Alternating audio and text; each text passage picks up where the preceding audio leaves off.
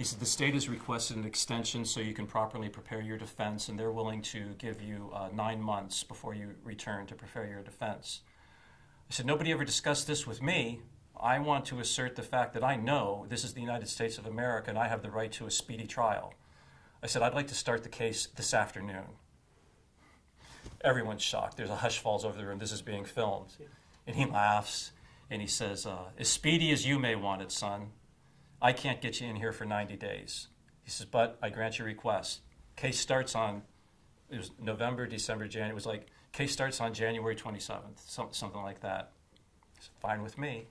I'm thinking, I've got a lot of position now when I go to meet the state's Assistant Attorney General because they don't have a case. There's no case to be built, and there's no way they're going to be ready for 90 days, and they got to get over Thanksgiving and Christmas, and you're dealing with people who work for the state. So I think I'm in pretty good shape right now.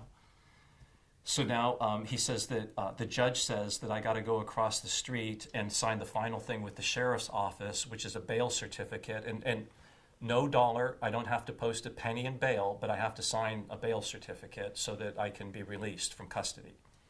So we go over to the sheriff's office, and the sheriff says, well, the first thing we're going to need to do is fingerprint you and take your pictures. And I look at the state's Assistant Attorney General's assistant, and I said, that's not my understanding.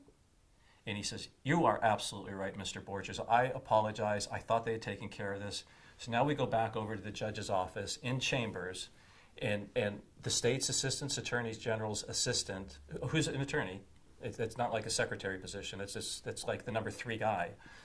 He handwrites on a piece of paper everything that we had agreed on the phone and shows it to the judge. The judge hand signs it, and now we walk back across the street to the courthouse, and they said, we've never seen anything like this before.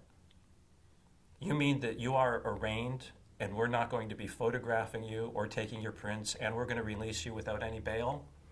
And I look him in the eye and go, well, that was my understanding. And I said, I think you have it in writing right now from the judge, which is why you're reading it back to me. So now we go on our merry way, and I have lunch with the state's Assistant Attorney General's assistant, 3rd guy, and we go to Burger King. And we're just talking about this and talking about that, and he's strongly suggesting that I get at least a public defender. So he hands me the document. He says, I brought this just in case you would change your mind. And I read it. And I can read. I mean, I get an ulcer every time I read a rental car agreement before I sign it, because you can't change anything. You either sign it or you don't get the rental car. So I read it, and the last paragraph says just as plain as day that I'm becoming indebted to the public defender, that I attest that I do not have the money to pay. When I make money, I will then have a debt. I said, no, I am not picking to have an attorney because I don't choose to lose all of my money arguing over things. I said, no, it's like I told you on the phone. If I lose, I go to jail and I write the book. It's just as simple as that. So, and I said, by the way, I'm not going to be losing because I didn't do anything wrong and everything I did was pre-approved in writing. So it's going to be funny how you're going to make this argument. I'm anxious to see it. Nobody's ever told me, actually, I mean, you trump up these charges. So en route, during the lunch hour, I excerpt the information to find out that there was a statute of limitations running. If they had not filed on me 7 calendar days later, their ability to file on me has expired.